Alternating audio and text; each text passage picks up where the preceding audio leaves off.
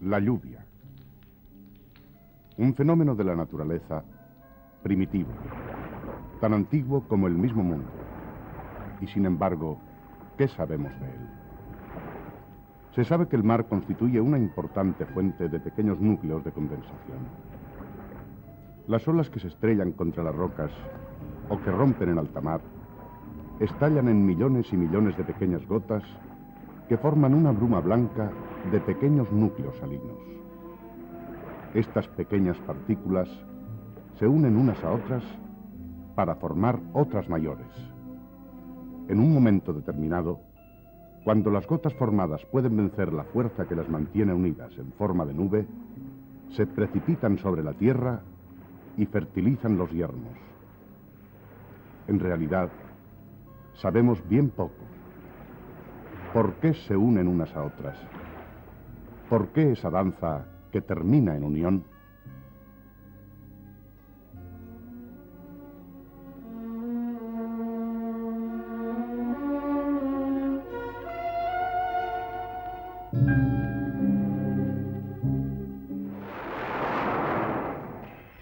Saber es útil. Imaginar es indispensable. Soñar es necesario.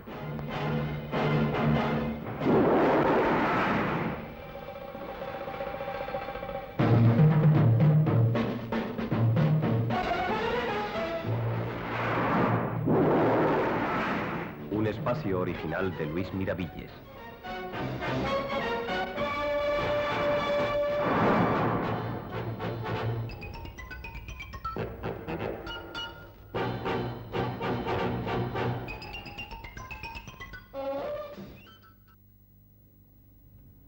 Buenas noches, señoras y señores.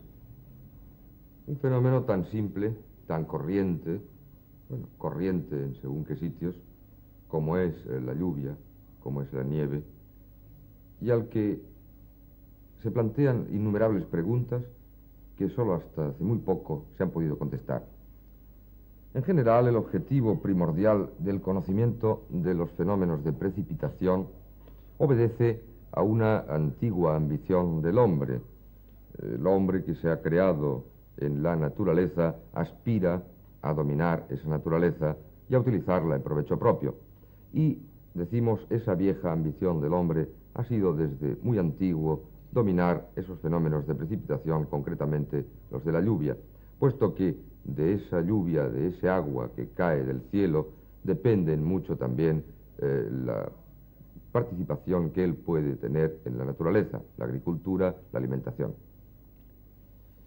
Las leyendas sobre este punto se remontan a más de 2000 años atrás en el tiempo. En el año 548 antes de Jesucristo, una leyenda, dice una leyenda de Heródoto, que Creso fue condenado por Ciro a morir en el fuego. En el último momento, Ciro se arrepintió de efectuar este sacrificio y entonces pidió que apagaran ese fuego.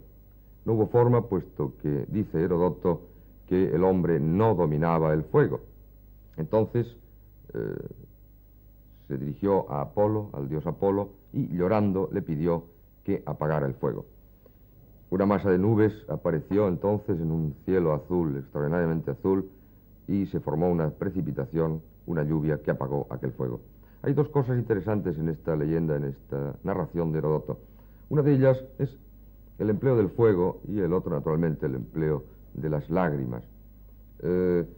Veremos después en el transcurso del programa en el que vamos a intentar explicar por qué llueve, cómo se forman las gotas de agua y por qué se unen en determinado momento para caer sobre la tierra, que desde muy antiguo, ya no solo en estas leyendas, sino quizá antes, los indígenas de ciertas tribus empleaban el sistema de encender fuego para provocar la lluvia. Para manejar un fenómeno, para que el hombre pueda manejar a su voluntad, o por lo menos si no es completamente a su voluntad, sí con cierta habilidad, estos fenómenos es preciso conocerlos muy a fondo. Es decir, no se puede manejar un coche, por ejemplo, sin conocer a fondo su mecanismo, o que alguien nos explique cómo funciona. Si observamos atentamente una formación de nubes, como vamos a ver ahora en unas imágenes en las que ustedes verán que las nubes están aceleradas, es decir, los movimientos, en este caso concreto, gracias al milagro del cine, se han acelerado 72 veces la velocidad normal, podrán observar algunas cosas curiosas. Una observación atenta, decimos, del aspecto de la parte superior de las masas de nubes llamadas cúmulos o cúmulos, revela inmediatamente un cambio de estructura. Los bordes de arriba se hacen menos redondos, más difusos, y ello indica que en estos puntos se están formando pequeñas masas, pequeños núcleos, que serán después los que producirán la lluvia. Decíamos antes que en estas imágenes, que están aceleradas 72 veces su velocidad normal, puede apreciarse mejor. La exploración cuidadosa de las regiones externas revelan la presencia de pequeños cristales de hielo. Estos pequeños cristales de hielo actúan como núcleos y a su alrededor tiene un efecto, un fenómeno que Bergeron, el famoso meteorólogo suizo, denominó coalescencia y que provocan la lluvia o la nieve. La condensación o congelación de las gotas de agua se efectúa necesariamente en presencia de estos pequeños núcleos llamados núcleos gelógenos de hielo. En todo, la formación de lluvia o de nieve es análoga, simplemente se diferencia en un solo factor, la temperatura. La repetición de la célebre experiencia de Bergeron, se efectuó ya en 1930, nos demuestra que esto es cierto, que los núcleos de hielo son los responsables de la agrupación de partículas. Sobre una lámina que contiene núcleos gelógenos, núcleos de hielo, se depositan dos pequeñas gotas de agua y se baja la temperatura a menos 15 grados. Visto al microscopio, se observa que las gotas de agua se evaporan y pasan a engrosar el cristal de hielo, que, si es bastante grande para ser sensible a la fuerza de la gravedad, cae y constituye una precipitación, en este caso concreto, una precipitación de nieve. Vean cómo se engrosa el cristal de hielo.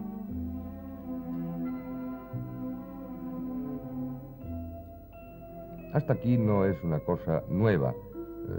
La nieve, la lluvia, se forma por, decíamos, engrandecimiento de un cierto núcleo, tanto en las gotas de agua como en los copos de nieve, dependiendo de la temperatura.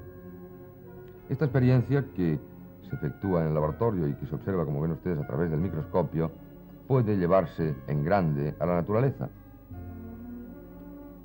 Se utiliza para ello un chorro de gas propano que está a gran presión en un cilindro metálico y que al evaporarse produce un gran descenso de temperatura y a la vez provoca la formación de un gran número de pequeños cristales que atraerán las pequeñas y casi invisibles pequeñas gotas de agua vecinas, formando copos de nieve que caerán a la tierra. En esta experiencia efectuada en el departamento de Garonne, se comprobó que la nieve, como ustedes ven, que está cayendo en tiempo soleado, caía sobre 100 hectáreas y durante 1 hora. Estos son los cristales producidos en esta nevada artificial vistos al microscopio.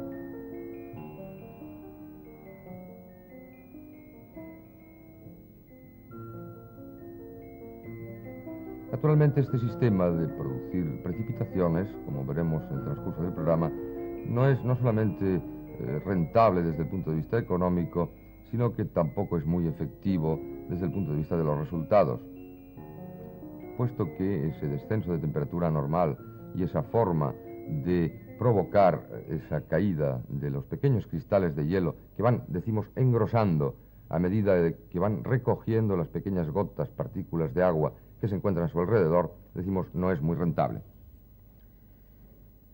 Este era un primer paso, es un primer paso para dominar a voluntad, más o menos a voluntad, el fenómeno de las precipitaciones.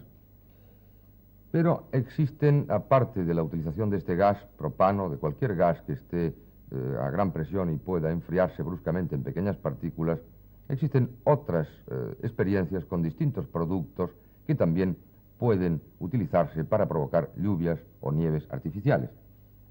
Después de haberse descubierto el papel que jugaban los núcleos de tipo gelógeno, de los que hemos citado, es decir, núcleos de hielo, el hombre ha aprendido a preparar también otros de tipo artificial, por ejemplo, el de yoduro de plata.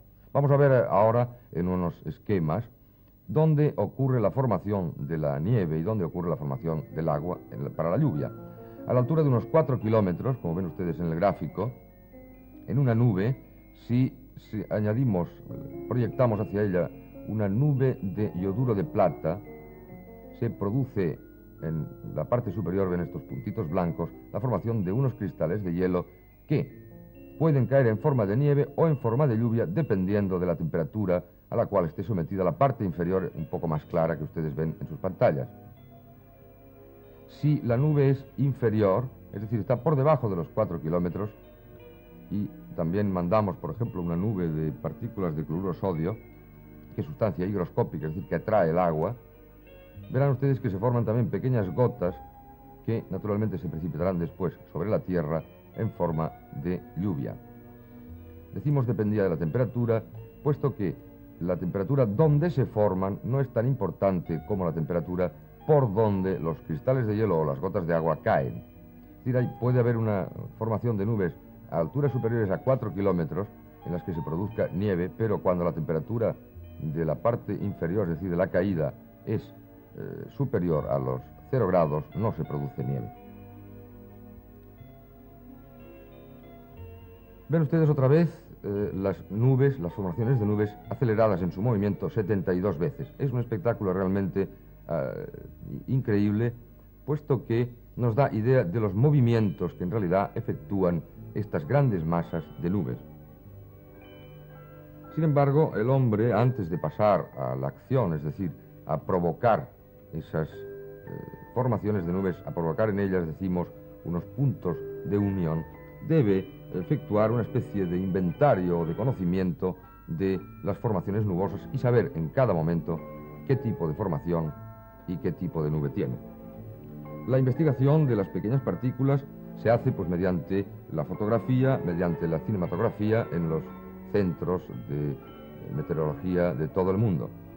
La búsqueda de pequeñas partículas se hace muchas veces, en muchas ocasiones, con pequeños hilos de araña, pequeños tejidos por las arañas, y para las partículas mayores, este especialista que está utilizando un aparato que tiene cuatro entradas de aire sucesivas. Las partículas se proyectan a velocidades crecientes sobre 4 láminas de cristal distintos que luego se observan al microscopio.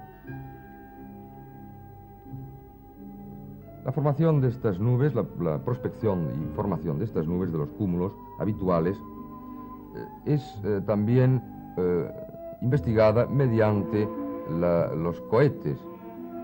En este caso concreto, estos investigadores colocaban sales de yoduro de plata en el interior del cohete que hacía explosión en la superficie o en el interior de las nubes y provocaba una caída de partículas de hielo o de agua.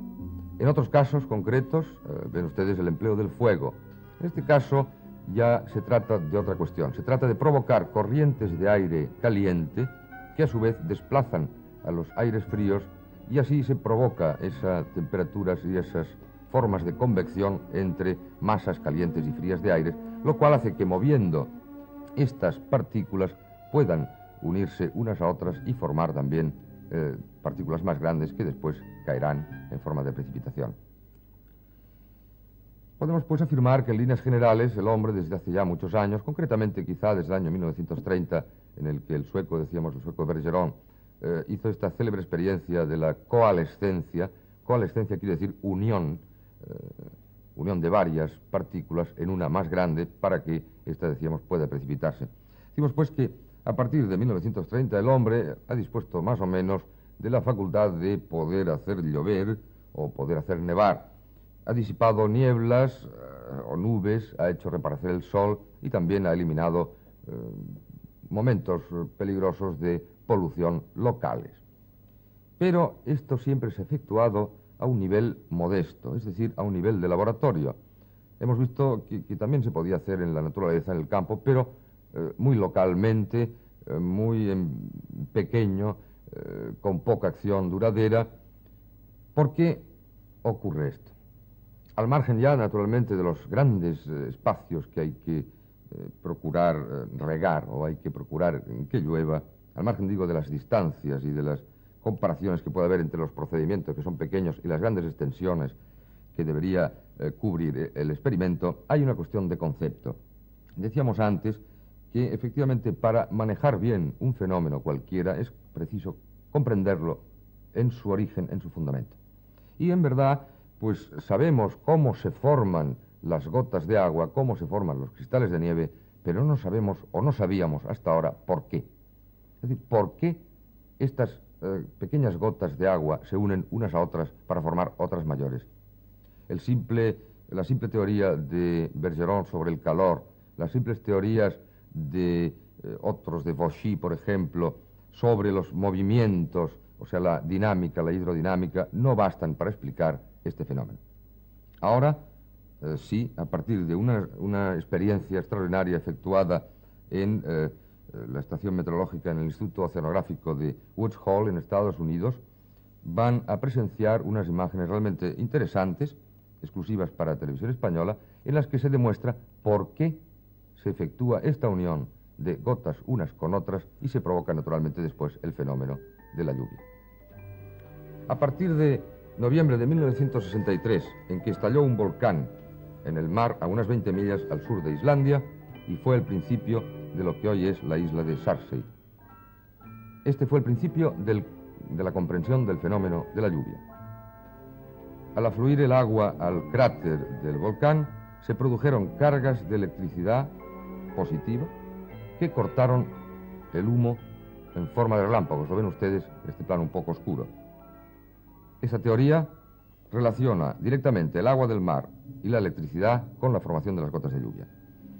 Un año antes, en el Instituto Oceanográfico de Woods Hole, en este mismo que hemos citado antes, se hizo reaccionar agua del mar y una roca volcánica para tratar de detectar cargas eléctricas determinadas.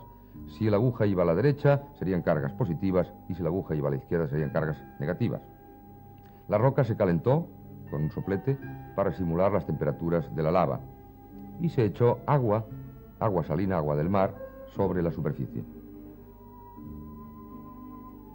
Vean ahora lo que sucedía, pero a cámara lenta y con un objetivo mucho más cercano. El agua explotaba de forma espectacular en forma de pequeñas partículas saladas y gotas de agua separadamente. ¿Qué ocurría entonces? ¿Existía una carga eléctrica en las nubes? ¿Era positiva o era negativa? La aguja hacia la derecha reveló que existía una carga, pero positiva. Esta pequeña experiencia despertó la curiosidad de los científicos hacia el papel de las cargas eléctricas en la formación de las gotas de lluvia.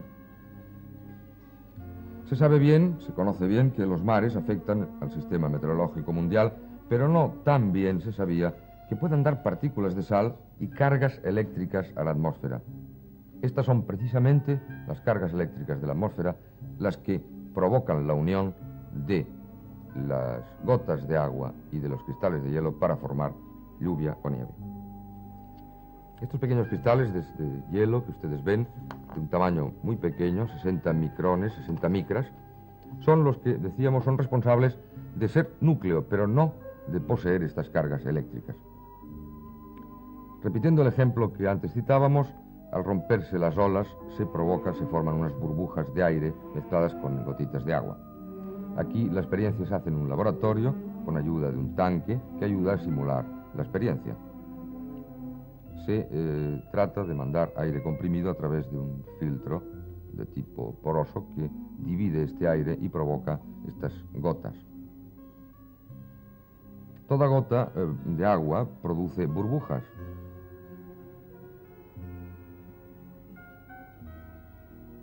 Exactamente, un chorro de agua cayendo sobre la superficie produce también burbujas de aire, puesto que engloba en la caída cantidades pequeñas de aire.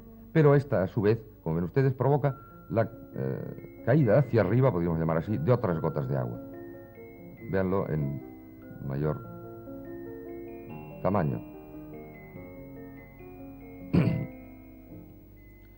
Se utiliza, como también hemos visto en otras técnicas, la tela de araña, hilos de tela de araña, para recoger pequeñas gotas de agua y efectuar aquella experiencia que habíamos visto, es decir, congelar o desecar estas gotas de agua para ver exactamente qué es lo que dejan como residuo. El sistema, el aparato, lleva un tubo de entrada de aire seco para efectuar esta experiencia y observarla a través del microscopio. El agua, al entrar el aire seco, estas son las gotitas de agua sobre el hilo de araña, sobre el hilo de la tela de araña. Si hacemos entrar aire seco, que puede pasar a través de cloruro cálcico, por ejemplo, verán ustedes cómo la humedad, la cantidad de agua desaparece lentamente y se transforman en cristales de sal. Estas partículas son las que después se unen. Vean una experiencia curiosísima. El peine que se acerca a un chorro de agua, el peine tiene una pequeña cantidad de cargas eléctricas, electricidad estática, efectúa una experiencia extraordinaria. Cuando el chorro de agua está libre de la acción de esa carga, las gotas son pequeñas, lo ven ustedes, y se diseminan. En cuanto se acercaba el peine, algo ocurría, las gotas se tornaban más grandes. La experiencia se realizó entonces en serio, con dos láminas a través de las cuales se hacían pasar las gotas de agua, las pequeñísimas gotas de agua. Se veía que estas dos láminas no ejercían ninguna atracción especial a las gotas de agua. Sin embargo, conectando estas dos láminas de metal con un potencial, alto voltaje, en carga negativa a la izquierda y positiva a la derecha, se observó algo muy especial.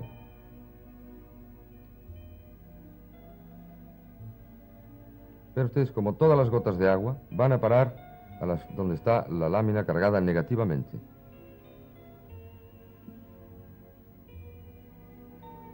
Ello no ocurría por capricho, sino por una ley muy típica, muy característica de la electricidad. Veamos ahora el fenómeno inverso, cambiando los polos, es decir, colocando la carga positiva a la izquierda y la carga negativa a la derecha.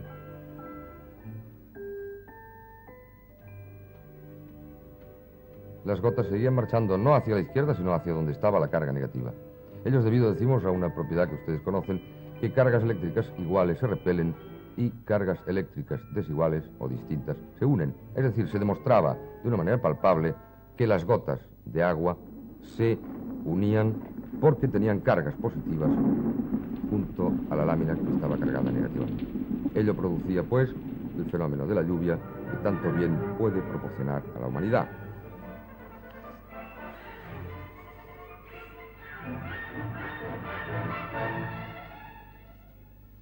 Es decir, comprobado por esta experiencia efectuada en Estados Unidos, en Woods Hole, en el Instituto de Oceanografía de Woods Hole, se ha demostrado, pues, que las pequeñas gotas de agua que se forman por evaporación del agua del mar, por condensación en las nubes, los pequeños cristales de hielo que se forman a grandes alturas, poseen una carga que normalmente es positiva. Ello cambia un poco la idea general que se tenía sobre el problema. Se sabía que la molécula de agua, que ustedes saben está compuesta de dos hidrógenos y un oxígeno, era una molécula dipolar, es decir, que tenía carga positiva y negativa.